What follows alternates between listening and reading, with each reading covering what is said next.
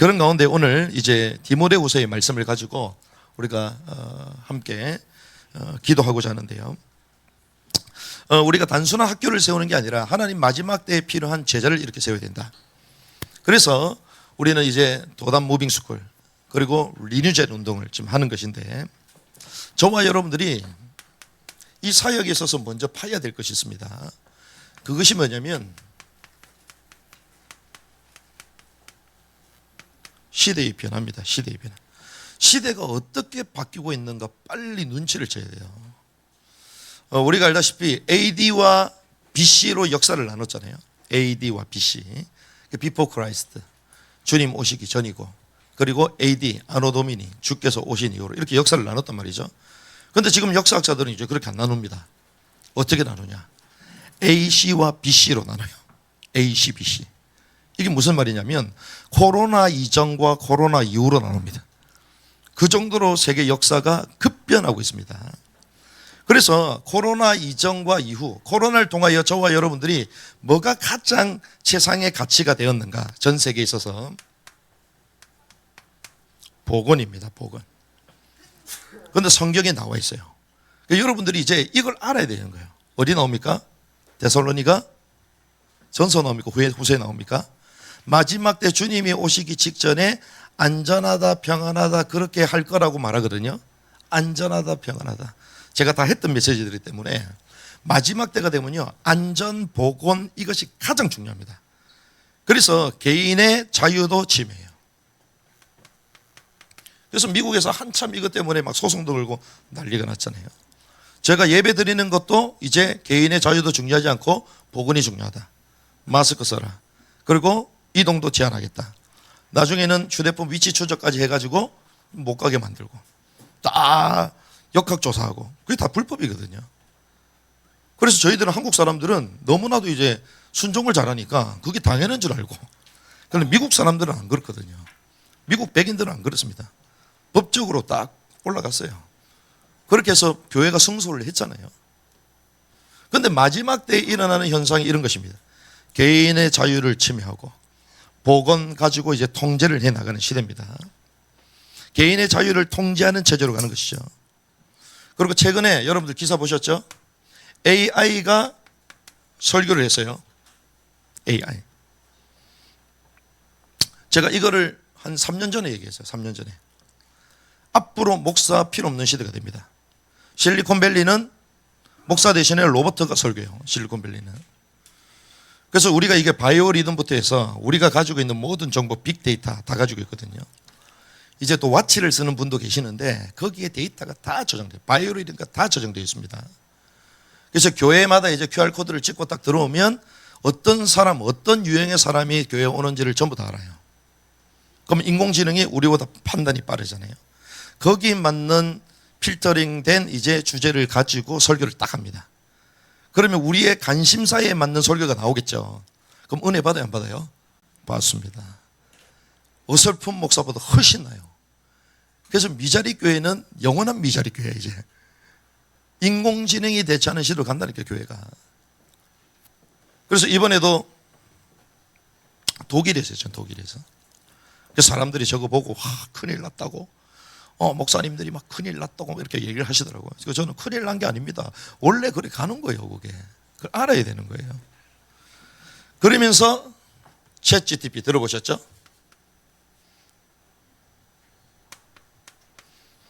무엇입니까? 인간의 이제 직업이 이제 사라지고 있습니다. 챗GPT가요, 인간이 할 수 있는 걸 전부 다 해요. 설교문을 작성하라 이러면 알아서 다 작성을 합니다. 그래서 요즘 마이크로소프트나 이렇게 검색창에 보면 빙이 나오잖아요. 여러분 아십니까? 빙. 거기는 말로 입력하면 알아서 다다다다다 나와. 그림, 화가도 요즘 필요 없습니다. 어떤 그림을 그려주세요 이러면요, 1분 만에 착 그립니다. 그런 시대가 이미 도래됐어요. 제가 다 했던 얘기니까. 그래서 인간의 노동력을 대체하는 시대가 온다. 뉴럴링크 들어보셨죠? 우리 인간의 뇌에 칩을 박습니다. 그래서 요즘 한참 이제 인기 있는 이 연구 분야가요, 뇌과학이에요. 뇌과학, 뇌. 뇌를 가지고 뭘 컨트롤한다? 행동도 컨트롤하고요.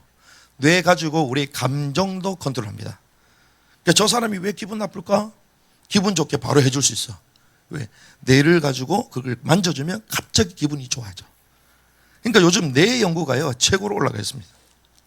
그리고 여러분들 우생학 들어보셨어요? 우생학. 열성인자 그리고 우생인자 이것들을 다 조작을 해가지고요. 열성인자들은 이제 떨어지도록 만들고 우생학 좋은 것들만 우세한 것들만 살아남도록 그거하고 뭐하고 연결되어 있냐? 인구 감축하고 연결되어 있습니다. GM하고 다 연결되어 있어요. 그러니까 시대가 지금 이렇게 가는 겁니다. 지금. 그런데 뉴럴링크를 선도하는 사람이 우리가 잘 아는 세계적인 부자 일론 머스크잖아요. 이런 사람들이 다 일을 하고 있습니다. 그래서 결국 세계는 강대국이 지배하는 게 아닙니다. 기술이 지배하는 거예요. 인문학자들, 철학자들이 전부 다 그렇게 예견했고 지금도 사회과학자들도 그렇게 말하고 있습니다. 기술이 세계를 지배한다. 그래서 기술이 세계를 지배하면 어떤 세계를 만들 수 있냐? 전 세계를 하나 되게 만들 수 있다. 이 말은 통제할 수 있다는 거예요. 통제. 그래서 우리가 코로나 때에 통제를 했잖아요. 뭐 가지고? 기술 가지고, 기술. 이 데이터와 정보가 없으면 사람을 잡을 수가 없잖아요. 그런데 그 기술 가지고 전부 다 하는 것입니다. 그래서 이걸 우리는 뭐라고 얘기하냐? 제2의 바벨탑 운동이다. 디지털 전체주의.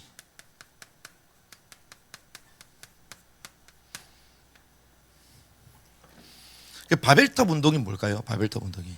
하나님 없는 세계 유토피아 하나 되는 세계를 만들잖아요.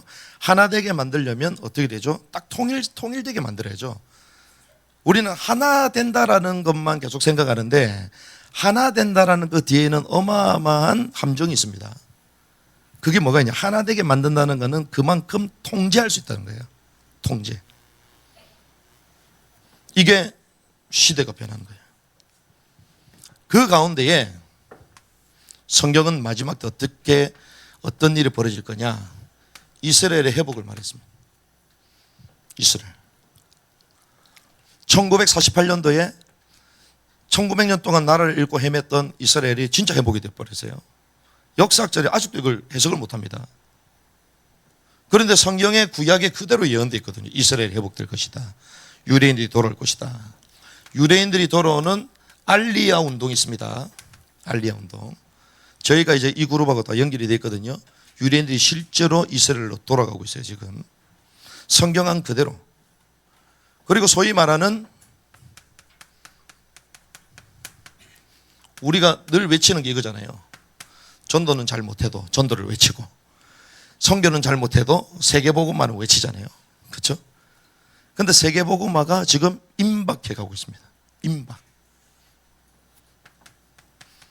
모든 민족에게 복음이 전하면 끝이 온다고 주님 말씀하셨는데 미전도 종족이 벌써 몇 년 전입니다. 10년 가까이 전에는 500종족밖에 안 남았다고 얘기했어요. 2만 4천여 종족 가운데 500종족밖에 안 남았다. 누가 통계를 냈냐? 미국의 가장 권위적 침례교 소속에 있는 여호수아 프로젝트에서 통계를 냈어요. 그리고 성경도 각 나라 언어권별로 번역이 되는데 2030년이 되면 다 번역이 된다. 위클리프 선교단체 다 얘기하고 있습니다.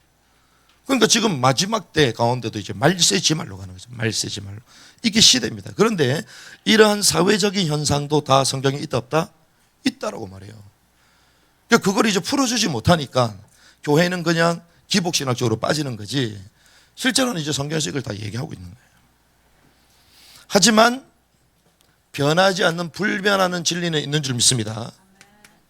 불변의 진리가 있어요. 그게 무엇인가? 전도서 1장 2절에 뭐라고 합니까? 세상 우리 인생은 어때다? 헛되다. 헛되다. 헛된 인생이다. 헛되고 헛된 인생이다. 전도서 1장 9절에는 뭐라고 할까요? 해 아래 새 것이 있다 없다? 없다. 우리는 막 새 것처럼 보이는데요. 옷만 갈아입었을 뿐이지 그대로예요. 그대로. 우리가 뭔가 지금 새로운 거를 막 할 것처럼 얘기는 아닙니다. 이 학교 사역은요, 리뉴얼 운동요, 막 새로운 것처럼 보이잖아요. 아니에요. 세상에는 새 것이 하나도 없어요. 하나님이 우리에게 주신 근본을 찾아가야 돼. 근본. 우리가 자칫 잘못하면 막 새로운 사역이 펴졌다고 막 새로운 걸 막 하려고 그러거든요. 그게 미스예요, 미스. 진짜 본질을 알아야 돼요. 본질. 이런 가운데에 푸른 마르고 꽃은 시드나 우리 하나님의 말씀은 영영이 서리하라. 주님의 말씀은 영원한 것입니다. 푸른 마르고 꽃은 시들어도 주님의 말씀은 변함이 없죠. 마태복음 5장 17절에서 18절. 천지가 없어지기 전에는 율법의 1.1획도 결코 없어지지 아니하고 마침내 다 성취하리라. 자, 이 말이 무슨 말입니까? 하나님의 말씀 1.1획이 사라지는 것하고 천지가 바뀌는 것하고 뭐가 빨리 되겠냐는 거예요. 주님의 말씀은 1.1획이 변함이 없다고 그랬습니다. 차라리 천지가 없어지는 게 더 빠른 거라. 그렇죠? 천지가 없어지는 게 더 빨라요. 세상이 막 어마어마하게 바뀝니다. 하지만 말씀은 바뀌어 안 바뀌어요? 안 바뀌어요. 그럼 우리는 어디서 답을 찾아야 됩니까? 하나님의 말씀 가운데 답을 찾아야 돼요. 우리가 이 시대의 아이들, 이런 시대의 아이들 살아가는데 우리가 아이들을 어떻게 살릴까? 고민 많이 하잖아요. 그 답이 어디 있다? 말씀에 있습니다. 사실 스킬도 아니에요. 사실은 시스템도 아닙니다. 그건 이제 저희가 활용할 뿐이지 진짜는 어디 있다? 말씀에 있어요. 그러니까 말씀에서 답을 얻지 못하면 리뉴얼 사회가 아무리 좋은 시스템이 있고 막 잡아놓고 한다 하더라도 된다 안 된다? 안 됩니다. 그래서 특별히 이 기준을 누가 먼저 가지고 있어야 된다? 교사. 그리고 부모님 먼저 갖고 있어야 돼요. 그럼 아이들에 대해서 답을 가지고 양육할 수가 있잖아요. 그래서 저와 여러분들이 불변하는 진리 하나님의 말씀으로 경고에 서야 될 줄 믿습니다. 그래서 우리가 이제 도단 무빙스쿨 리뉴제는 이름으로 이제 학교를 시작하게 될 것인데 그 예비 기도 가운데에 우리는 어떤 아이들을 키워야 될 것인가, 어떤 리뉴제를 키워야 될 건가, 그게 무엇입니까? 진리의 사수자를 키워야 돼요. 진리의 사수자. 하나님이 원하시는 아이는 어떤 아이인가? 진리의 사수자입니다.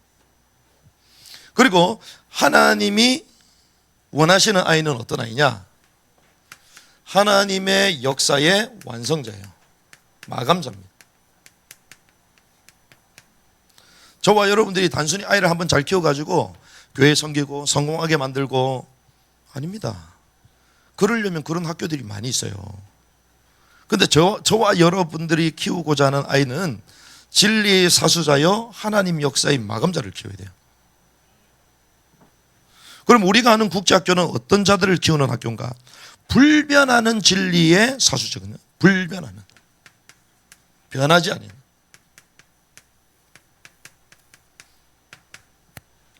우리가 알다시피 오늘 13절에 뭐라고 합니까?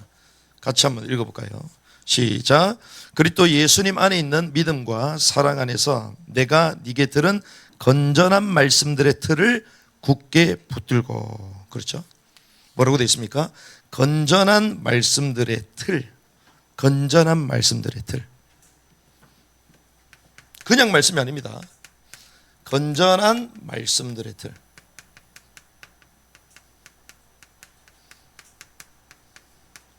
우리 아이들을요, 건전한 말씀들의 틀 속에 잡아놔야 돼요. 건전한 말씀.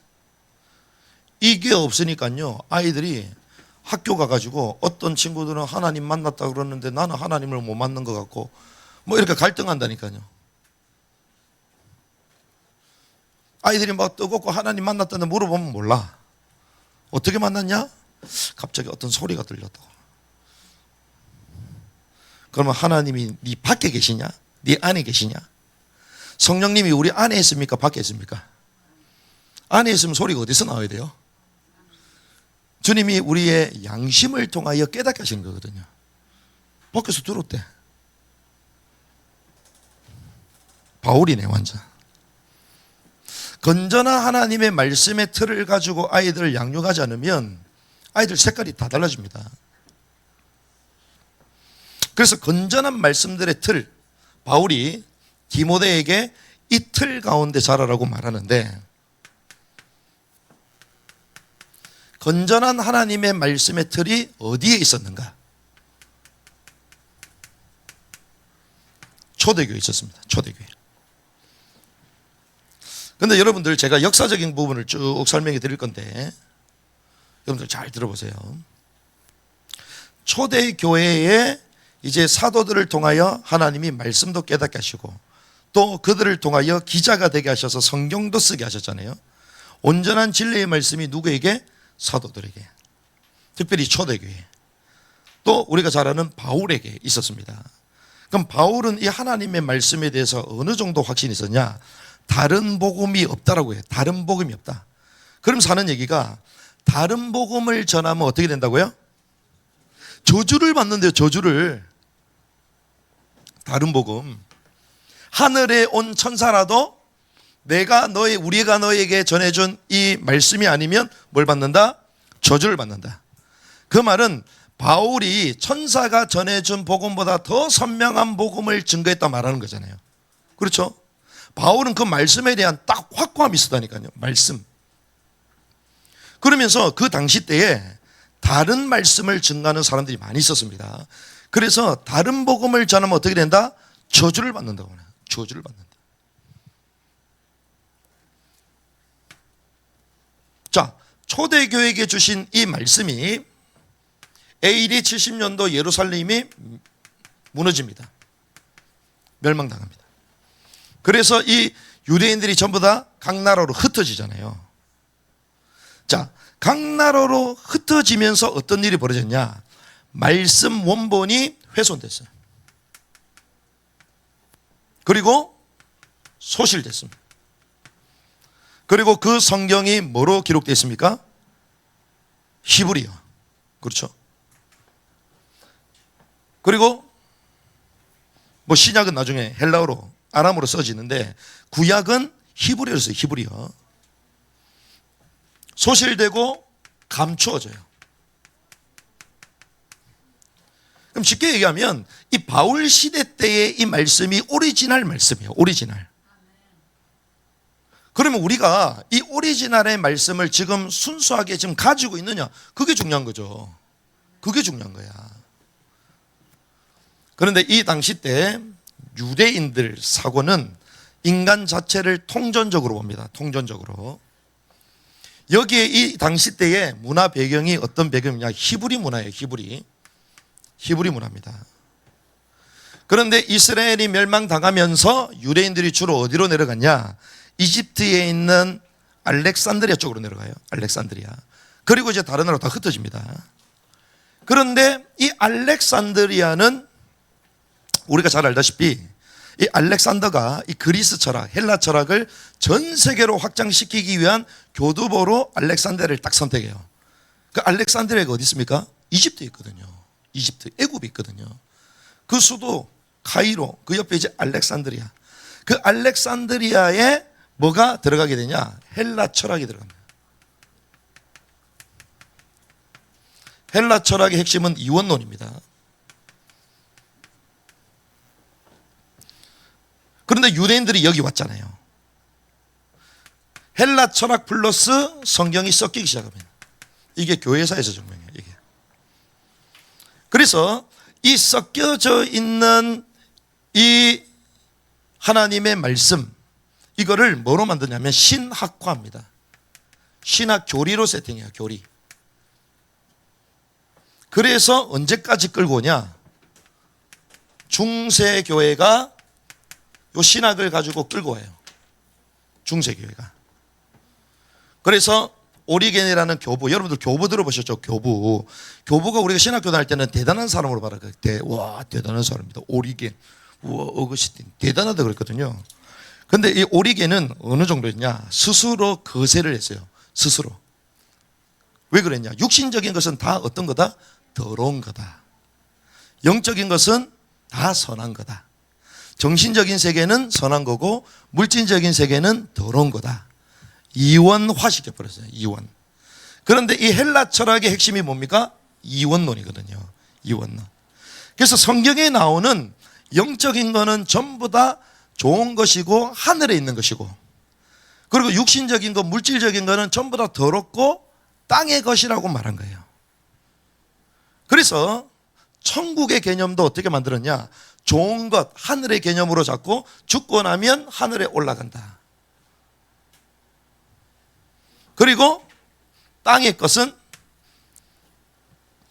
이제 아래의 것으로 나눈 거예요. 나눈 거예요. 중세교회입니다. 성경에 보면요,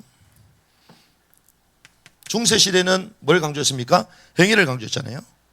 행위를 통해서 구원을 받는다 얘기했죠. 이러한 이론이 얼마까지 갔습니까? 1000년 동안 갔어요. 1000년 동안. 성상을 숭배했잖아요. 몇 년 동안요? 1000년 동안. 건전한 말씀의 틀, 이것이 감추어지고 신학하고 플러스가 되면서 잘못된 사상과 잘못된 교리가 1000년 동안 세팅이 된 거예요. 중세교회 때.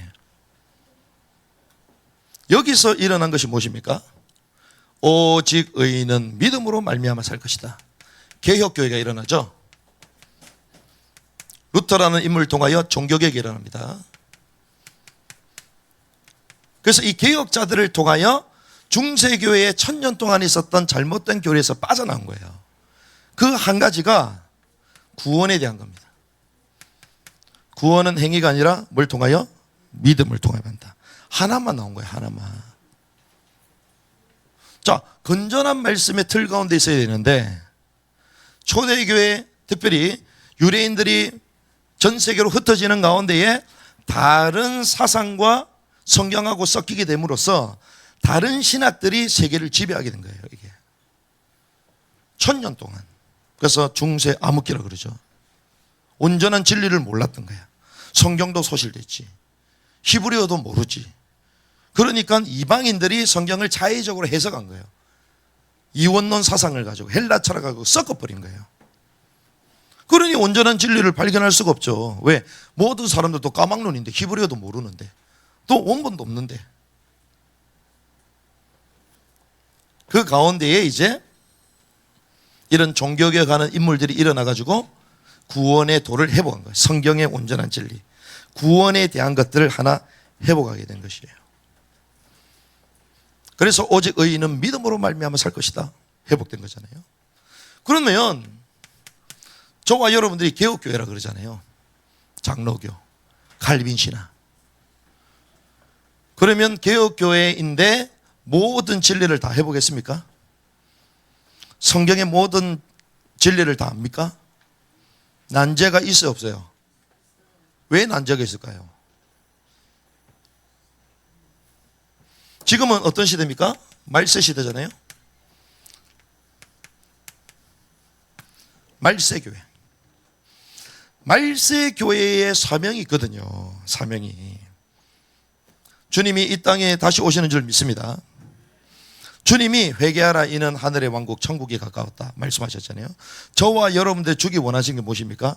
이 땅에 다시 오셔서 주님의 왕국 천국을 주기 원하시는 거예요. 그러면 마지막 때에 성경에 보면요, 초림보다 많이 적혀 있는 게 재림입니다. 재림이라는 단어가 훨씬 많아요. 재림에 대한 얘기가 더 많아요. 그러면 이 말세지 말에 주님이 초림하셨습니까? 안 하셨습니까? 하셨죠. 하셔서 구속사역을 다 이루시고 승천하셨잖아요. 그분이 다시 오신다고 말씀하셨죠. 그럼 뭐에 대해서 강조해야 돼요? 재림에 대해서. 상식 아닙니까?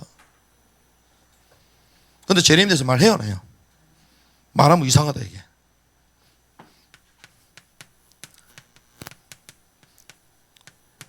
종말론에 대해서 앞으로 어떻게 될 건지, 시대가 어떻게 될 건지, 그리고 주님이 이 땅에 오실 때 어떤 일이 벌어지는지, 그래서 우리는 마지막 때 어떻게 살아야 되는지 얘기해야 되잖아요. 얘기해요, 안 해요? 안 합니다. 그 단적인 예로 계시록 풀어요, 안 풀어요? 제 주변에 이제 이런 분들이 계시거든요. 계시록에 대해서 얘기하면 그거 위험해서 풀면 안 된다는 거야. 그래가지고 제가 위험한지 안 위험한지 계시록을 압니까 물어보면 몰라. 계시록 자체를 읽지도 않아. 여러분들 오늘 디모데후서 읽었잖아요. 디모데후서. 디모데후서를 읽을 때 계시록 읽는 것처럼 읽습니까? 자, 디모데후서는 하나님의 말씀이고 계시록은 하나님의 말씀이 아닙니까? 똑같죠? 근데 왜 계시록은 안 봐요? 신기하죠. 성경이 66권이라고 그러잖아요. 근데 66권이 아닙니다. 70권입니다. 새로운 이단이 또 나왔네. 70권이에요. 왜? 시편이 5권으로 되어 있습니다. 그걸 묶은 거예요. 77이라는 완전수. 성경에 7의 의미가 있거든요. 그러면 디모데 후서가 있고 디모데 전서가 있죠. 그럼 디모데 전서와 후서를 묶어야 될 거 아니에요. 이거는 안 묶어. 근데 시편은 또 묶어놨어. 66권이래. 맞아요, 틀려요. 우리가 산상수훈에 보면 팔복이 나옵니다. 팔복. 복이 있다, 복이 있다, 복이 있다 나오잖아요. 그 복이 몇 개 나올까요? 9개 나옵니다. 그럼 팔복교회요, 구복교회요? 구복교회. 성령의 열매가 8개입니까? 9개입니까? 신기하죠. 누가 그렇게 했을까요? 중세 가톨릭이 그렇게 다 만들어놨어요. 성지에 가보면 팔복교회 누가 붙여놨어요? 중세교회가 만들어 놓은 거예요. 그러니 우리는 진리의 말씀을 알고 싶어도 전통이 세팅이 되어 있으니까 찾아갈 수가 없는 거야. 신학으로 세팅을 해놓으니까 그 신학을 틀렸다고 얘기하면 이단이 돼버리는 거야. 웬일입니까? 그래서 어떻게 합니까? 알아도 말해요, 안 해요? 안 합니다. 주님의 나라가 임하시오며 왕국이 임하시오면 뭐가 맞을까요? 킹덤이라 되어 있잖아요. 우리 정사님 영어 잘하시잖아. 다이 킹덤이라 되어 있죠. 킹덤. 킹덤이 나라라고 번역됩니까? 왕국으로 번역됩니까? 왕국이잖아요. 나라, 네이션이 아니잖아요. 근데 현대어로 뜯어고치면서 나라라고 고쳤는데 나라의 주권자는 누구죠? 국민. 국민이 세운 리더, 대통령. 그렇죠? 그럼 주님이 이 땅에 오실 때 대통령으로 오십니까? 왕으로 오시는 거예요. 그렇죠? 그러니까 다 틀어놓은 거야. 그러니 우리가 온전한 진리의 말씀을 알고 싶어도 알 수 없을 뿐만 아니라 궁금하고 분명히 성경을 읽다 보면 안 맞는 게 있거든요. 말을 해도 말을 못해. 왜? 신학이 세팅되어 있으니까. 그래서 그걸 어떻게 빼놨어요? 신학 난제로 빼놓은 거예요. 난제. 그런데 거기서 들고 일어난 것이 루터. 오직 의인은 믿음으로 말미암아. 아무리 성경을 봐도 행위가 아니라 믿음인데 생명을 걸고 선포한 거예요. 루터가 있기 전에 100년 전에 얀 후스라는 인물이 체코에 그 사람이 이제 거위라 별명이 거위였거든. 거위. 그 얘기를 했을 때에 화형 당하면서 죽었습니다. 죽으면서 뭐라고 얘기했냐? 지금 한 마리의 거위가 죽지만 100년이 지나면 백조가 되어 부활하게 될 것이다. 그 백조가 누구예요? 루터입니다. 루터. 그렇게 진리의 말씀을 증거하는 자들이 시대마다 있었던 거예요. 생명을 걸고. 그러니까 그런 사람들이 생명을 걸고 일어나니까 주변에서 정말 맞구나. 그래서 무브먼트가 일어나면서 개혁교회, 장로교 저항하는 세력, 프로테스탄트가 이때 나온 것입니다. 그런데 이때뿐만 아니라 지금도 여전히 개혁은 뭐 하는 중이다? 진행 중이다. 그래서 리포럼한다. 여러분들 들어보시죠. 리포럼한다가 무엇이냐면요, 개혁 진행 중이란 뜻이에요. 개혁 진행 중. 개혁 교회의 구호가 뭐냐? 개혁된 교회는 항상 개혁한다. 우리가 개혁된 교회로 나왔잖아요. 근데 개혁된 교회가 지금 안주하고 있습니다. 개혁된 교회가 관리자가 되어 자기 그냥 교회 유지하는데 급급하고 있어요. 웬일입니까? 그러니까 하나님은요, 시대마다 개혁자들 이렇게 세우는 거예요. 시대마다. 말세 때에 그래서 이러한 주님의 재림, 시대는 이제 종말의 현상들이 일어나잖아요. 나타나거든요. 왜? 하나님의 말씀은 어떻습니까? 예언되고 성취되니까. 하나님의 말씀 예언된 것이 마지막 시대가 되면서 역사 위에 하나씩 성취가 되거든요. 계시가 풀리고 있는 거예요. 드러나는 거예요. 그러니 마지막 때 이제 이런 현상들이 일어난단 말이죠. 교회가 답을 줘야 돼요, 말이에요? 답을 줘야죠. 근데 답을 줘야 안 줘요? 안 줍니다. 그러니 어디로 빠져요? 이단으로 빠져버려요.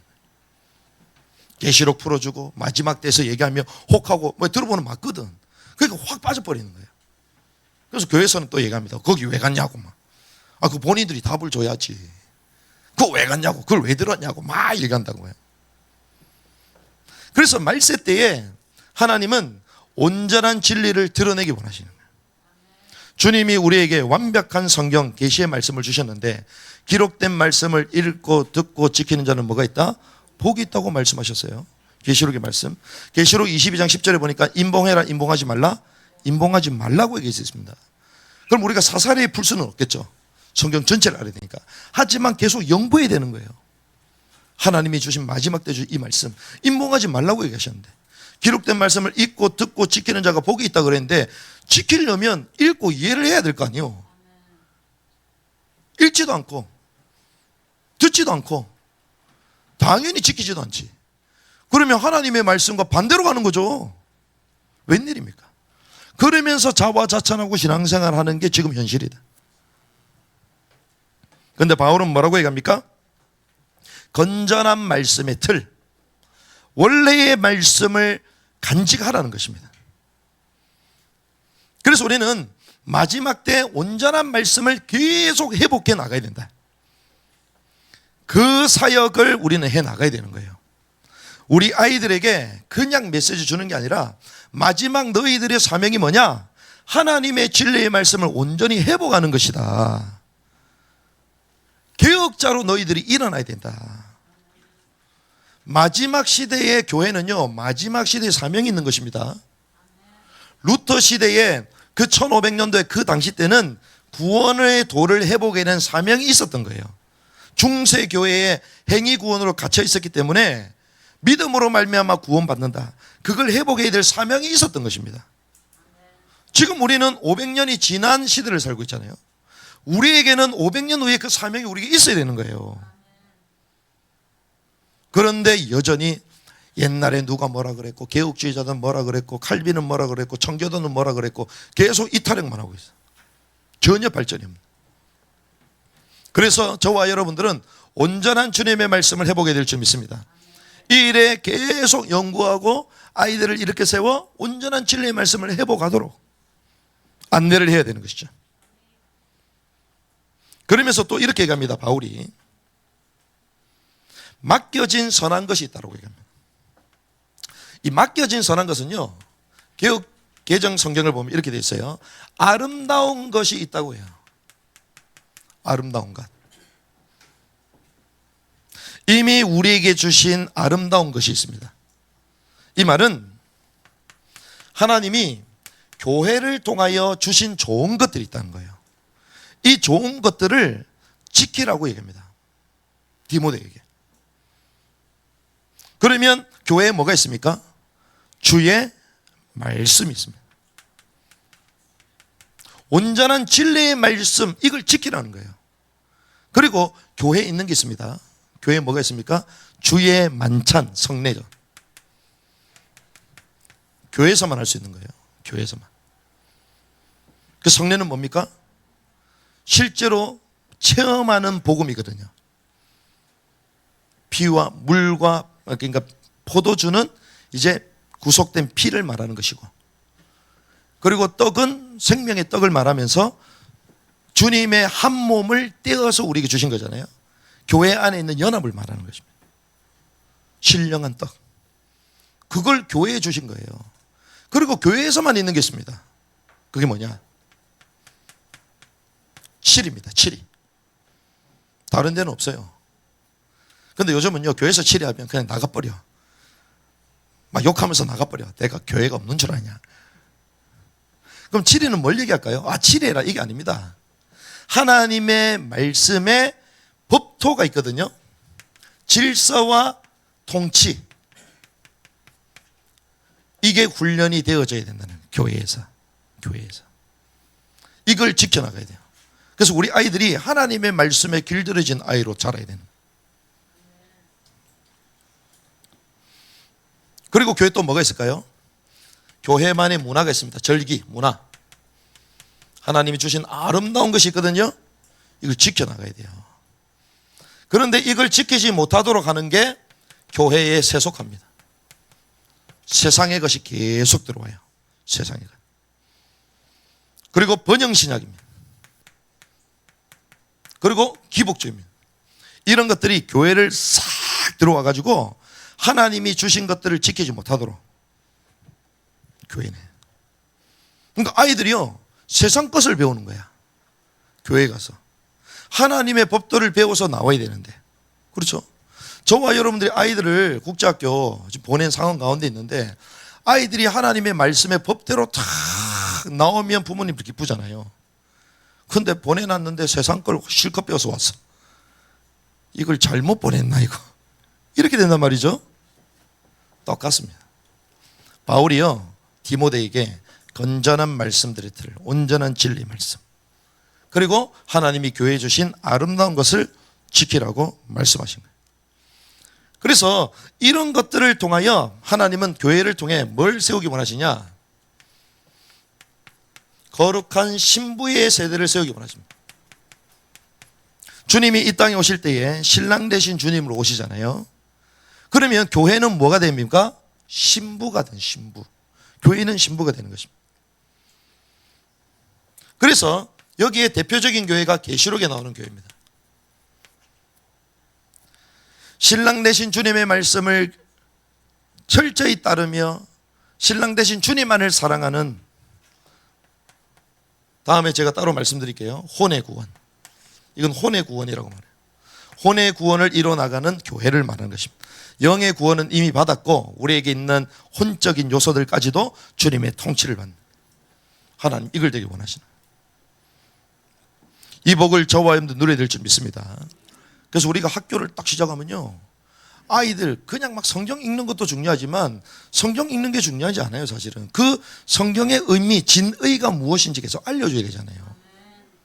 그리고 교회사에서 내려왔던 좋은 전통과 말씀의 진리가 있지만 그게 다가 아니거든요. 그래서 너희들이 앞으로 어떠한 온전한 말씀을 회복해서 한국교회와 세계교회에 헌신할 건가, 그런 지도를 해줘야 돼요. 그래서 저희들은 이제 그걸 연구를 계속하고 있어요.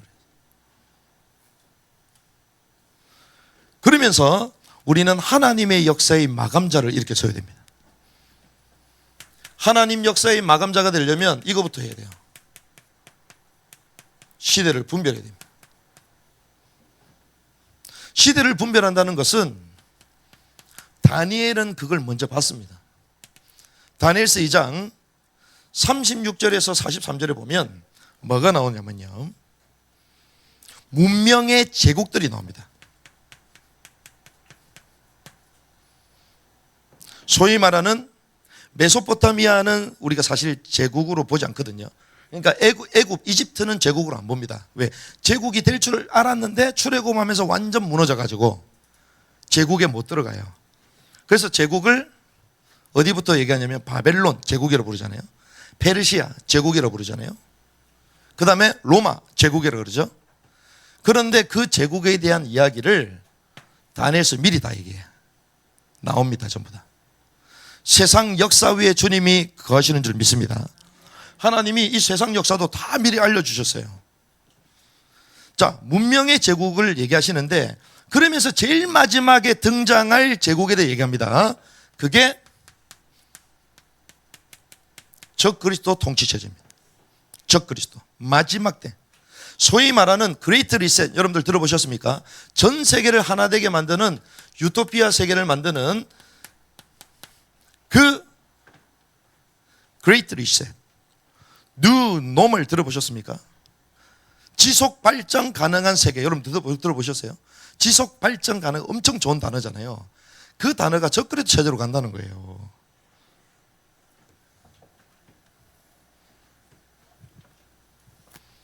그레이트 리셋이 엄청나게 좋은 단어처럼 보이잖아요. 근데 그레이트 리셋은 누구만이 할 수 있는 겁니까? 하나님만이 할 수 있는 거예요. 이 땅의 그레이트 리셋이 뭔 줄 압니까? 노아 홍수 사건이에요. 그게 그레이트 리셋이에요. 하나님이 전 세계를 새로 판으로 깔았잖아요. 이 땅에 그레이트 리셋이 일어납니다. 그때가 언제랍니까? 주님의 재림으로 말미암아 천년왕국 임할 때에 그레이트 리셋이 일어나요. 근데 하나님 없는 세계를 만들고자 하는 사람들이 이 좋은 단어를 가져가서 자기 세상을 만들어 가는데, 그것도 성경에 있다 없다? 있다 말하고 있습니다. 여기 여기 다니엘서 36절에서 쭉 보면요, 마지막에 뭐가 나오냐? 유럽 연합이 나옵니다. 그러니까 그걸 말아주는 사람이 많이 없어요.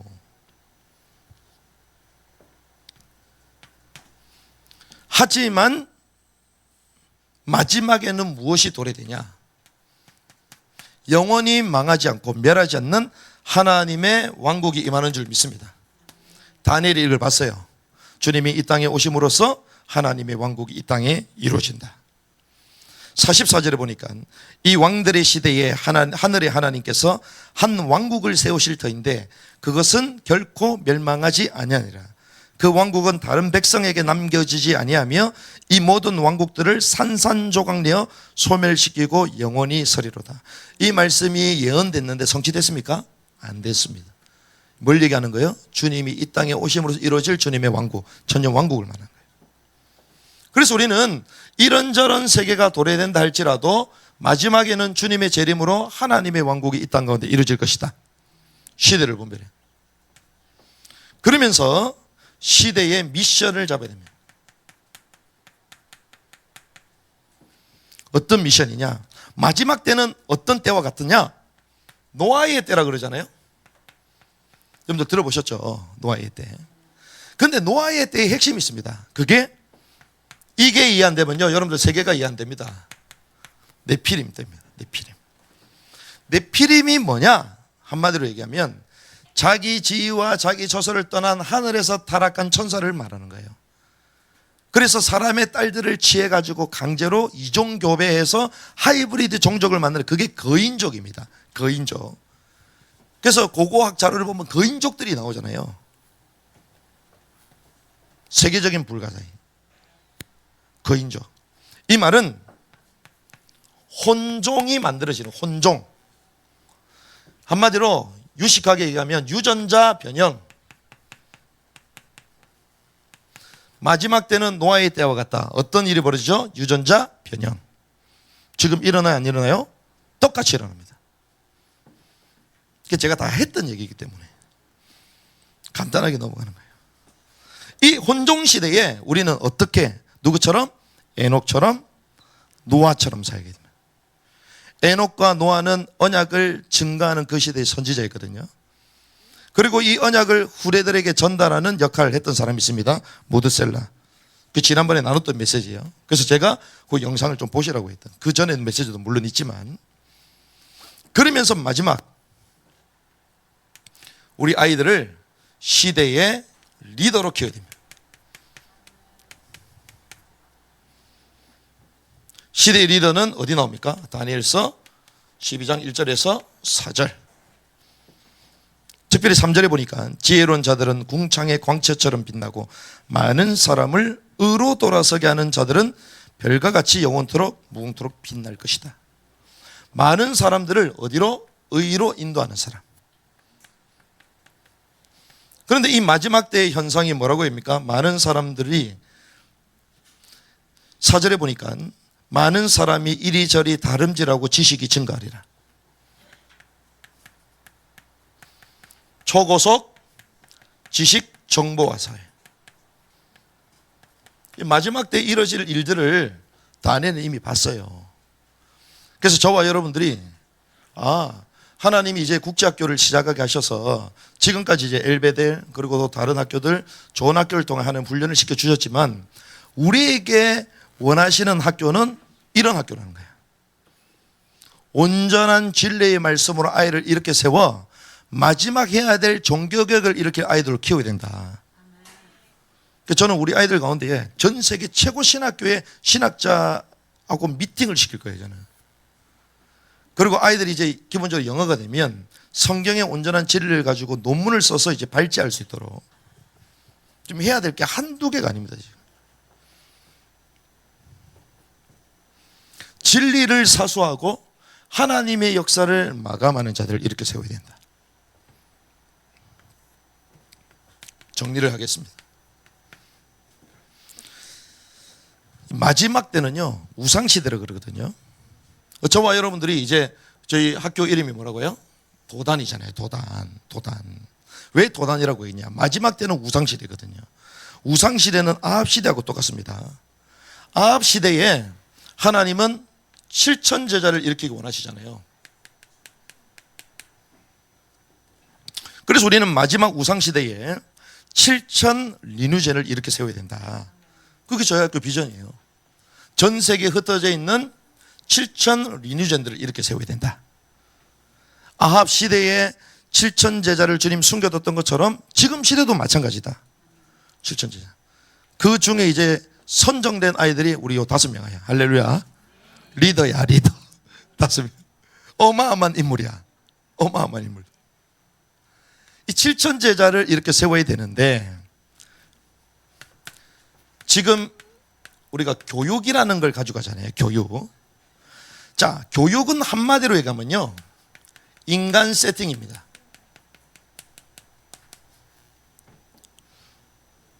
소위 말하는 글로벌 리더가요, 지금 세상을 장악하기 위해서 어떤 프로그램을 돌린 줄 아십니까? 이 인간을 지금 세팅하는 프로그램 지금 돌리고 있거든요. 그래서 전 세계가 교육을 잡았어요. 어떤 이름으로? 공교육이라는 이름으로. 이걸 제도화시켰습니다. 이게 사실은 제가 계속 연구하고 있는데 1900년도 이제 중후반부터 이게 본격화돼요. 예전에는요, 그런 게 없었습니다. 그냥 아이들 키우면 끝나는 거예요. 부모님들이 아이를 키우고, 옛날에는 전부 홈스쿨링이에요. 다 집에서 키우고 동네에서 키우고 이게 다였어요. 근데 1900년도 딱 넘어가면서요, 그때부터 국가에서 인간을 세팅하기 시작합니다. 교육을 가지고. 그러면서 그 민족에 충성된 아이들로 만들어가요. 그래서 공교육이란 이름으로 세계를 이제 교육 프로그램을 돌리기 시작해요. 그럼 교육을 통하여 우리가 인재상이라고 들어보셨죠? 인재상. 그 사회, 그 조직이 원하는 아이를 만들어가는 거예요. 교육이라는 걸 가지고, 교육. 여러분들이 주일학교를 통하여 뭘 만듭니까? 그 교회의 제자를 만드는 거잖아요. 그렇죠? 세상도 똑같습니다. 공교육이란 이름으로요, 제국의 아이들을 만들고 있어요. 지금 마지막 시대가 어떻게 돌아간다고요? 적그리 체제로 다 돌아가잖아요. 여기에 충성된 아이들로 지금 만들어가는 겁니다.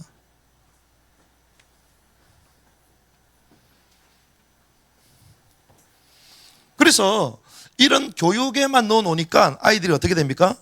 하나님을 모르는 아이들로 세팅돼서 나오는 거예요. 세상의 가치관으로 세팅돼서 나오는 겁니다. 그렇죠? 교회에 일주일에 한두 번 와가지고 세팅이 안 되잖아요. 공교육 무조건 넣어야 되니까. 안 보내면 전화오고 난리가 나요. 그래서 어떤 교육? 의무 교육으로 잡아놓는 거예요. 세상 애들로 만드는 거예요. 그런데 이것도 제가 알기로는 세계 최초입니다. 교회가 공교육이 돼요. 자, 교회가 공교육이 된 적이 한 번도 없어요.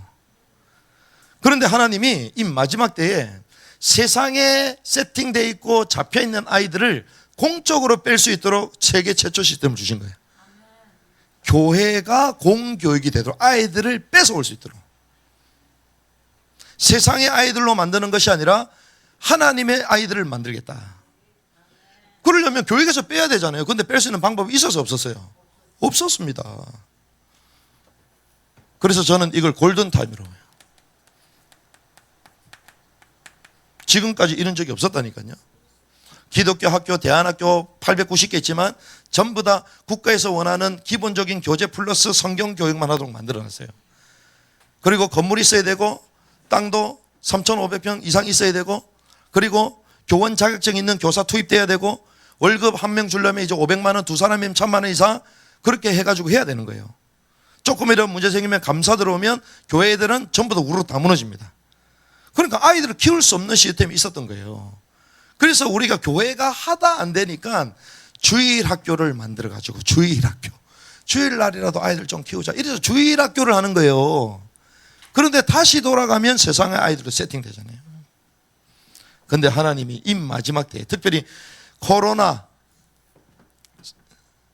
바이러스로 통해서 온라인 오프라인 이 시스템을 가지고 교회가 공기여갈 수 있는 세계 최초의 시스템을 우리에게 주신 거야. 그건 기적입니다. 제가 볼 때는 그런 시스템이 없어요. 그러니 우둔한 저 같은 사람도 보고 이건 하나님 주신 거다 깨닫는데, 교육의 전문가들, 특별히 다음 세대 사회 가는 분들이 전부 다 우리 쪽 연락이 다 왔어. 다.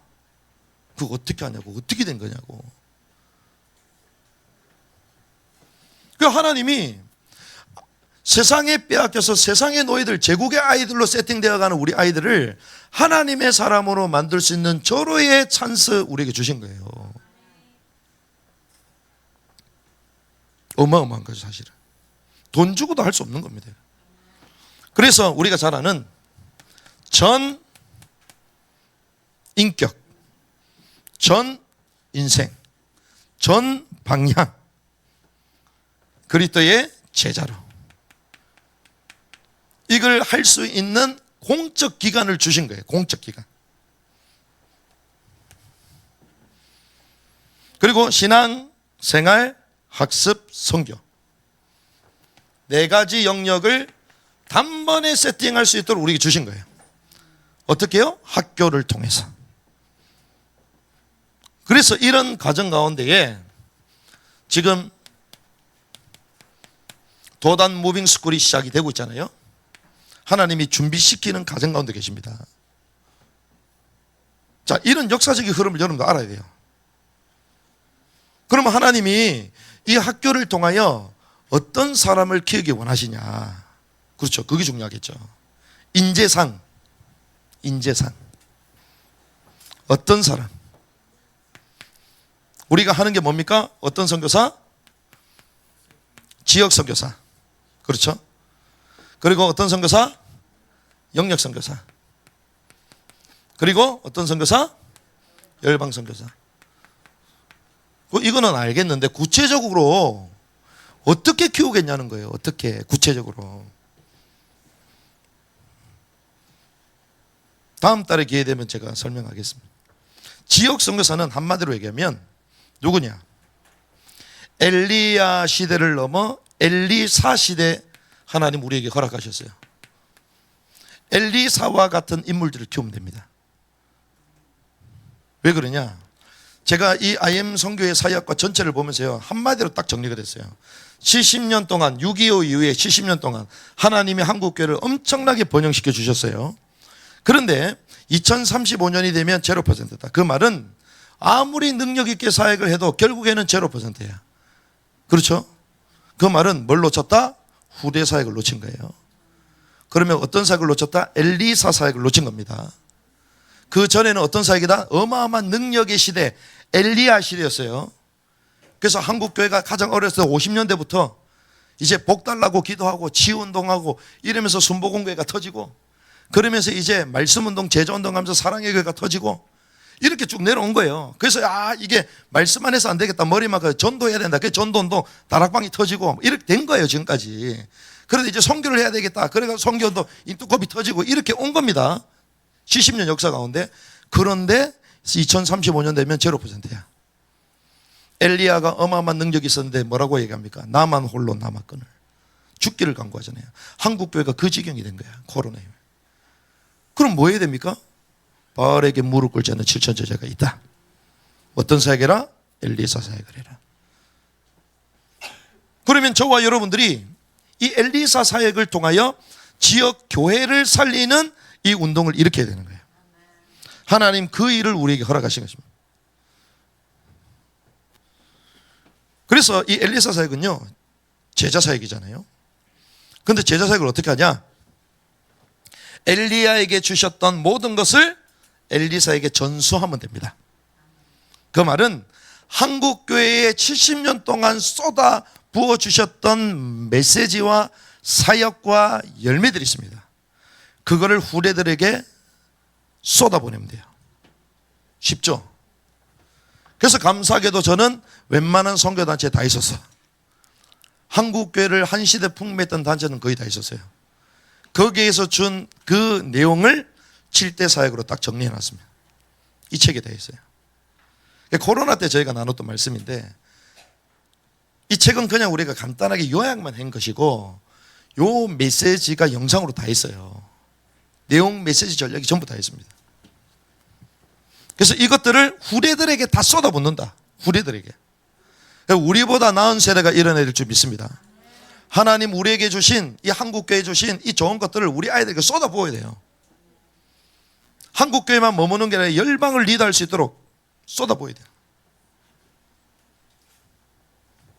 영역 선교사는 한마디로 어떤 사람입니까? 다니엘과 세 친구. 어디에서 승리했습니까? 제국에서 승리했습니다. 제국. 우리가 자칫 잘못하면 와, 세상이 이렇게 가니까 저걸 우리가 세상을 등지고 살아야 되겠다. 아닙니다. 세상에 들어가서 세상을 뒤집을 인물들이 필요해요. 그 사람이 어떤 사람? 다니엘과 세 친구. 여기 답이 나와요. 세상에 살지만 세상에 영향받지 않고 오히려 세상 사람보다 10배의 지혜를 가지고 제국의 영적 리더입니다. 이런 아이들을 키워나가야 돼요. 그래서 저희가 아이들 딱 봐가지고 아이들이 영역 선교사 아니면 지역 선교사 열방 이 세 그룹에 어디에 달란트가 있고 하나님 주신 것이 있는가 따라 전부 다 우리가 조언하는 것 가르치는 것 전부 다 다릅니다. 그렇게 만들어 가야 돼요. 열방 선교사는 무엇입니까? 바울과 디모데. 바울은 어떤 사역을 했습니까? 선교하는 사역을 했습니다. 그런데 이 바울이 디모데에게 언약을 전수해서 뭘 책임지게 만들죠? 교회를 책임지게 만들어요. 교회. 그럼 열방 선교사는 바울처럼 막 복음만 전가 열방 돌아다니고 아닙니다. 그건 사역을 못하는 거예요. 바울은 결국 뭘 찾아냈죠? 디모데를 찾아내고 교회를 세웠습니다. 교회. 열방 사역의 핵심이 순회하면서 제자를 찾아서 교회를 세우는 거예요. 그러한 아이들을 키워야 되는 거예요. 그래서 아까 전에 우리가 영상을 봤잖아요. 이번에 남은 땅 큰 잔치 초연결. 거기에 선교사님도요. 저희 이제 컨트롤 타워가 따로 있습니다. 컨트롤 타워.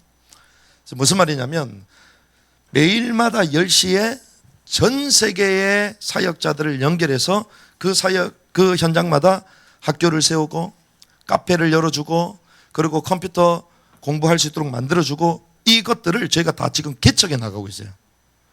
그리고 이 나라가 못하는 일을 저 나라가 할 수 있으니까 두 나라를 연결시켜서 그 사역을 할 수 있도록 온라인이 가능하기 때문에 그 길을 열고 있습니다 지금. 그런데 이런 사역들을 하고자 하는 선교사님들이 따로 또 연결이 되어 있어요. 그래서 저희가 이번에 남은 땅 큰 잔치 이걸 통하여 우리 아이들이 이제 전 세계에 무빙할 수 있는 길도 다 준비되고 있습니다. 그래서 IM 선교에서 준비하는 것도 있고 저희가 자체적으로 준비하는 것도 또 다 있어요. 이게. 그래서 우리 오해서 선교사 같은 경우는 모리타니아에서 왔잖아요. 근데 이제 몇 개국을 하니까 이제 아이들을 데리고 움직이게 돼요. 그럼 아이들이 어렸을 때부터 영적 리더로 커야 돼요. 세계적인 감각을 가져야 되고 그리고 저희가 시설을 준비하고 있는데 할 수 있는 대로 아이들 최상의 시설을 준비하고 하지만 아이들의 마음은 낮은 곳에 있어야 해요. 그렇죠. 그래서 이런 열방을 다니면서 아이들을 돕고 섬길 수 있도록 구조를 짜고 지금 가는 것입니다. 그래서 하나님이요 마지막 때 학교를 세워서 이러한 사역을 하기를 원하시는데 그래서 누가 가장 중요하냐? 결국에는 부모님입니다. 그리고 교사입니다. 결국. 그리고 사실은 이거 하려면요 교회가 다 붙어야 돼요. 이 학교라는 거는요 작은 사회거든요. 사회 전부 다 있습니다. 제가 농담 삼아 얘기하는데 하루살이도 간 쓸개 전부 다 있습니다. 콩팥도 있고 전부 다 있어요. 쉽게 얘기하면 이 조그만 학교도요 전부 다 필요해요. 전부 다. 그래서 부모님들, 교사, 교회 전부 다 기도로 붙고 물질적으로 붙고 이래서 우리 아이를 제대로 된 인물로 키워야 되는 거예요. 지금 인재전쟁입니다. 생명건 헌신이 없으면 생명건 자녀가 안 나와요. 사무엘을 누가 키워냅니까? 한나의 헌신으로 키우게 되잖아요. 한나의 어떤 헌신이 있었습니까? 그 젖먹이를 떼어내는 헌신이 있었던 거예요. 모세 누가 키워내죠? 요게벳의 그 헌신이 있었던 거예요. 그 갈대 상자의 아이를 띄어보내는 그 아픔. 그런데 그 생명건 결단을 통하여 아이가 왕궁에서 하나님의 사람으로 크게 되잖아요. 그래서 시편 126편 5절 울며 씨를 뿌리는 자들은 기쁨으로 단을 거두리로다. 지금 이제 씨를 뿌려야 됩니다. 우리가 지금 1년이나 기간 가운데에 저도 참 생각해 보면 이 진짜 하나님의 은혜구나. 우리는 할 수 있는 자격도 없는데 근데 하나님이 이제 할 수 있는 자격과 환경의 모든 문을 열어주셔서 하나님이 이 일을 할 수 있도록 지금 우리에게 콜을 하시는데 그래도 여러분들이 잘 따라오시는 가운데에 이제 저희는 8월을 목표로 해서 이제 달리는 겁니다. 그리고 하나씩 인도를 받고 있고요. 또 우리 성찬이도 앞에 앉아 있지만 엘베델에서 와 조금 있으면 나오거나 막 조언이도 막 조금 있으면 나오거나 이러더라고요. 조금 있으면 나오구나 그게 좋아할 일이 아니야. 조금 있으면 내가 리더구나. 조금 있으면 여러분들 나오자마자 전부 인도를 다 해야 돼. 큰일 났어요 이제.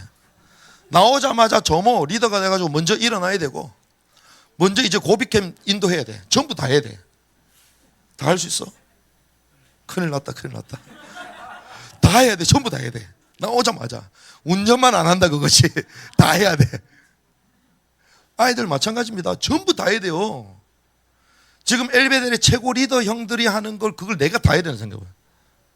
그럼 기회가 얼마 남았어? 3주 4주밖에 안 남았어. 다 배워야 돼. 그렇죠? 야 나오니까 기쁘다. 와 좋다 좋다. 그게 아니라니까. 나오자마자 내가 모든 책임을 다 져야 돼 지금. 그렇잖아요. 정유한 전사님 간증했잖아요. 좋아할 때가 아니요. 나오자마자 우리 안양에서 다 해야 돼. 큰일 났다 큰일 났다. 그래서 제가 우리 간사님한테 얘기한다고요. 이번에 용인 가자마자 전부 다 배워라. 안 가르쳐주는 거 전부 다 배워야 된다. 전부 다 배워야 된다. 가르쳐주는 것만 한다? 한참 멀었어요. 한참 멀었어. 안 가르쳐준 것까지 다 해야 되는 거예요. 그래서 딱 나오자마자 완전 스텝바이 다음 주 바로 고비캠 갈 수 있어야 돼. 할렐루야. 그래서 막 한국교회를 깨우고 살리고 아이들 이렇게 세우고 동생들 이렇게 세우고 그래야 돼. 기한만 주지 말고 내가 듣는 게 다 있지. 그래서 딱 준비가 돼야 돼요. 우리 부모님들 그래서 저희가 개교 딱 하자마자 그 다음 주부터 부모 교사 교육합니다. 본부에서 와요. 그러니까 여러분들이요 당당하게 하시면 돼요. 저희가 할 수 있는 배경들을 전부 다 만들어서 서울에 첫 번째 생깁니다. 서울에 세워졌던 학교 다른 지역으로 가버렸어요. 서울이 없어지가. 그래서 저희가 이제 빨리 선점을 하자. 그래서 저희가 기도하면서 준비하고 마음을 담고 제일 중요한 건 이제 부모 교사님들 마음이 딱 통해야 되거든요. 그리고 아이들을 어떤 아이들을 키울 건가. 그래 제가 지난번에 백심에 말씀드렸지만 이제 무빙스쿨 한다. 부모님들 따라가야 돼. 부모님들 대표. 그래서 한 2주 하고 이제 바톤 타치하고 아이들 때문에 우리가 출세하는 거지. 아이들 때문에 전 세계를 다니면서. 그래서 아이들은 열방의 아이들을 키워나가고 또 신령하는 아이들 키워나가고 시대를 보면서 역사, 교회의 역사 가운데 해야 될 일들을 찾는 아이들로 키워나가야 되는 것이죠. 그런 시간표 가운데 저와 여러분들 부르신 줄 믿습니다. 그래서 우리 도단, 우리 리뉴젠들은요 불변하는 진리의 사수자, 역사의 마감자, 이런 하나님이 기뻐하시는 마지막 시대에 꼭 필요로 하는 그런 인물들로 자라야 될 줄 믿습니다.